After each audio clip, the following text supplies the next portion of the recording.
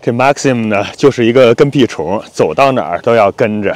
今天过来检查一下院子里的篱笆，看看把该维修的地方给它维修一下。看这种很多横梁都已经断掉了，还有像这边这种只有一点点还连着，这种顺便也给它换掉吧。刮场大风马上就掉了。Maxim，No。这 Maxim 现在带它出来，我最担心的呀，就是它到园子里边去找它的狗屎吃。今天我们还发现它也会吃鹿呀，或者是兔子的，真是让人操心的。我看有人说要给它维生素呀，要给它蔬菜纤维素，或者是给一些酸奶什么的，这样可能慢慢就不去吃屎了。但是我们也给了，也许是时间还不够吧，它还是改不了。难怪人说狗改不了吃屎啊，真是一个坏毛病。这可能是天性基因里边带的。你看它又躺下跟我撒上娇了，每次一说它就是这个表情，这个表现。哎呀，它好像是能听得懂人的话的，说你不要吃臭臭那样。哎呀呀呀！像这边还有这种完全断掉的，这就不得不换了。刚才还发现一个立柱，这立柱下边已经断了，这可能刮场大风，这篱笆就倒了。换立柱呢，要比换横梁麻烦多了，得把下边挖出来，挖出来之后再把新的立柱埋进去，大概要埋2英尺深。埋完之后呢，最好还要搞一点那种沙子水泥的混合物填充一下，这样能结实一点。哎呀，想想这么多事儿就头疼啊！前边的篱笆还有另外一侧的篱笆一样，我大概的数了数，今年要换的可能就有50多根儿。我们是2016年的时候大批量的给换过一次，当时换的时候觉得这些横梁啊、立柱什么的成本还可以，是能接受的，当时没觉得有多贵。刚刚在网上查了一下最新的价格，普遍都涨了1倍呀。我如果要把这50多根横梁还有将近10个立柱都换一下的话，粗略算了一下，光成本可能就要1000多块钱了。你看那 Maxim 呀，就是特别淘气，就爱到这些树丛里边、篱笆边起乱钻。这不给它驱虫肯定是不行的，真是得遵医嘱吧，每月都得给它处理。刚才发现这种都已经打晃了，整个横梁就靠那边一个 U 型钉在这种铁丝网上还连着。如果那个钉要掉了的话，那就坏了。哎呀 ，Maxim 给我找出一个什么呀？找出了一个无纺布的种植袋，叼着走了。Maxim， 给我拿回去好吗？现在 Maxim 就把他这玩具看得死死的，跟他玩球、玩飞盘的时候也是，让他 drop 放下来，特别不乐意。又给咬走了。这我还真不知道怎么训练才能给他训练出来。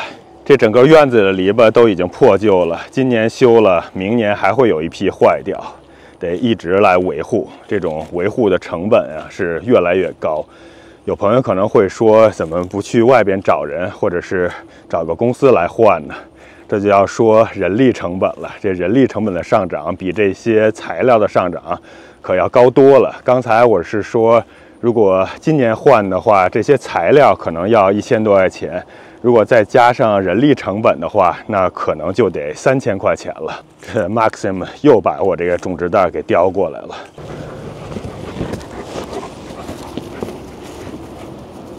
可能帮我叼回去了。刚才的价钱也只是一个比较保守的估计，如果要是找公司来弄的话，他们的报价肯定能颠覆我的想象的。我不用问也能想象得到，肯定是特别离谱，没法接受的。这几年我这地区啊，我估计全美可能都是这样吧。这服务的价钱是暴涨啊，所以还是自己弄吧，就细水长流。这周末弄一点，下周末弄一点，慢慢的也就换完了。等会儿我先去 Home Depot 的买10个横梁，1个立柱，再买几袋水泥和沙子的混凝土，就先把这一小块地方给弄了吧。买多了呢，一次弄不完，也没地儿放。最近是美国大选，我感觉这美国老百姓呢，现在也是政治热情高涨。以前不是这样的，以前大家关心的就是自己周围、自己生活的这点事儿，关心自己这1亩3分地的事情。关心一些娱乐呀、八卦啊、体育什么的，对政治呢没有那么大的热情。但是现在呢，这政治啊，确确实实已经是影响到我们每一个普通人的生活了。你像刚才我换篱笆，又不得不联想到这通货膨胀这些年涨的是太厉害了。你像我这维修篱笆的成本，从2016年到2024年，整个翻了1倍。而如果要是找人装的话，它这安装费呢，那比1倍还要更多。可是这些年普通人的工资可不会涨这么快呀。现在流行一个说法是消费降级，我感觉我们也是这样了。以前呢会乱买东西，比如买各种各样的电子产品呀，不断的更新换代呀，买各种各样没有特别必要的那些消费品呀。不过这几年呢，开始慢慢的也是注意节俭了，没用的东西也不太买了，能省则省吧。也可能是现在年龄比较大了，危机意识比较强了，因为现在房贷都还没有还完。如果哪天遇到经济不景气啊，面临失业啊，或者是其他的找不到更好的工作了，那这以后的日子呢，可就难过了。所以趁着现在还年轻，还是比较有精力，能多赚一些钱就多赚一些钱，能多攒一些钱就多攒一些钱吧。其实像我呢，我感觉从职业发展的角度，运气也算是不错了吧，赶上了软件开发、互联网还有移动互联网这波热潮，一下就是20几年的红利呀。我上一期视频就着松鼠的那件事儿，表达了一些自己对政府的看法，就是比较喜欢大政府，不喜欢政府干预我们日常生活太多，要把政府这种权利啊关在笼子里边。其实这些呢是要以经济的发展并驾齐驱的，不管你选共和党还是民主党，选川普还是哈里斯，你肯定没有人希望美国会发生经济衰退。不管是选谁，都希望经济活力持续，经济继续的高速发展。这样的话，我们才能谈其他更多的事情。当然，经济发展的同时呢，如果再能给我们这些普通的人或者一些普通的小企业更多的减一些税，那就更好了。如果说再有更多的期待呢，那就是把失业率给降下来，股市继续向好的方向发展，不要崩盘。这通胀呢就不好说了，不管是两党谁上台，特朗普还是哈里斯谁选上总统，这通胀问题都是一个老大难的问题，我感觉谁都不是很好能解决的。之前有朋友在视频留言里说，老田这个频道是不是要转成时政评论了？这可能就是一个玩笑吧，我哪有那个水平啊？时政评论就算了吧，对这些呢其实也没那么大兴趣。当然最主要的是这水平也不够啊，还是种我的菜，养我的狗，过我的田园生活和小日子吧。只是说好多时候呢就是有感而发吧，有时候遇到一些事情啊，尤其是身边发生的事儿，或者是自己感同身受的事儿，还是想发表一些自己的看法吧。有这个频道能倾诉一下，能够表达一下自己的想法，说的不好还请大家多包涵，也多支持吧。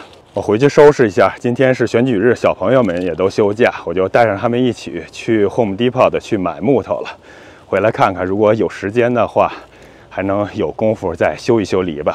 Maxim， 你是自己在家还是跟我们一起出去啊？去 Home Depot 的好像也没有办法带你啊，把你关在车里，你肯定不愿意，带出去人家也不让呀。你要不然就在家自己玩吧。我们早点回来啊。突然想起我这大蒜泡了2天了，给忘了。其实应该泡1天就比较合适。等会儿回来，无论如何也先把它给种下去。哦，对了，之前有朋友可能以为我是专门拍视频的，在这儿也澄清一下，我这种菜呀、拍视频呀，这都是业余时间，也是业余爱好吧。今天因为是选举日，所以专门请了1天假，实际上是休假。平时还是要上班的。不然的话，这一家4口再加上 Maxim 怎么养活得了啊？有好多朋友可能不是特别了解，你像是种菜呀，还有拍视频这些，其实还是挺烧钱的。大部分人呢，应该是没有正向的收益的。你像我种菜，那肯定是要比超市买菜花钱花的多了，也包括养鸡，吃自己养鸡下的蛋，那肯定比在超市里买那些鸡蛋成本要高的。拍视频呢也是这样，像买这些装备啊，像我现在这视频的流量呢，呢，基本上也就能支持我更新一下装备吧。你像我有一个 Pocket 3啊，有几个比较好的麦克风啊，有一个 iPhone 啊，然后有一个 MacBook 笔记本啊，这些年的视频呢，还是能帮我给 cover 住的。就是收益刚刚好能覆盖到这些拍摄装备的这种支出。要靠这些来赚钱养家呢，按我实际的经验来说，那肯定是相当难的。尤其像美国这边，你基本上普通人像拍视频这种收益的话，跟你出去打工，甚至连打工的最低工资标准，你都是很难达到的。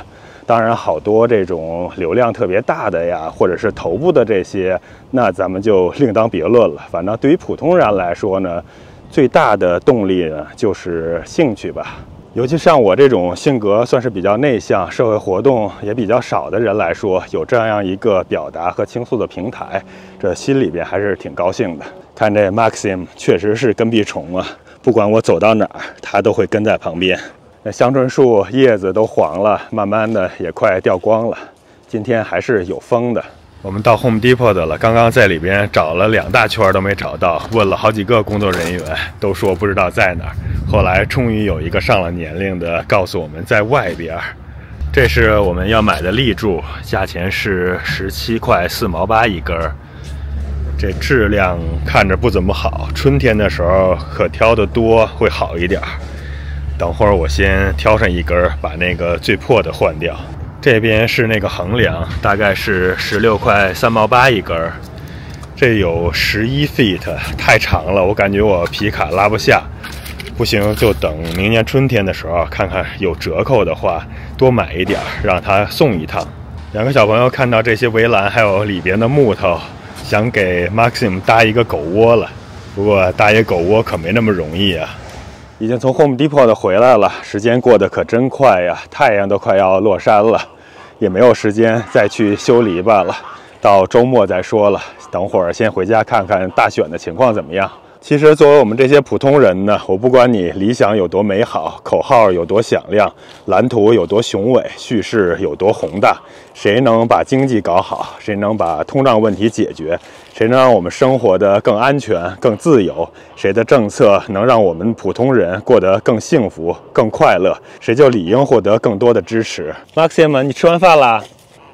Maxim 那个跟屁虫又跟着妈妈到处走。好，我们过来摘一点芝麻叶，这是去年落下的种子野生出来的。最后也问一下咱们频道的朋友，美国大选你们支持哪个党派，支持哪一位候选人呢？我是看到很多家人、朋友、同事、邻居因为政见不同争吵得不可开交，甚至会产生间隙，其实这些都是完全没必要的。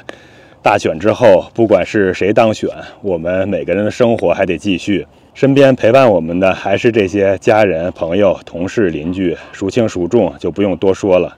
我们认识川普，认识哈里斯，可是他们又知道我们是谁呢？他们永远不可能生活在我们的身边的。不想太多了，过好自己的日子吧。